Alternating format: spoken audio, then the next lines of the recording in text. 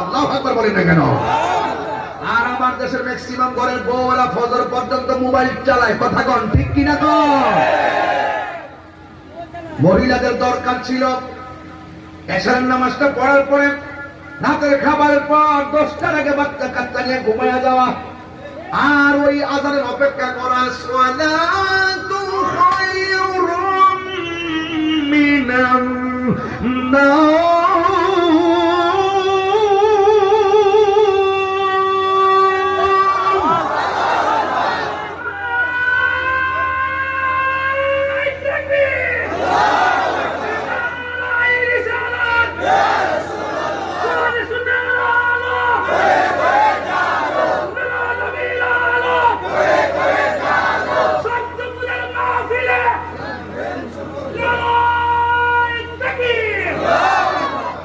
আল্লাহু আকবার বলেন না?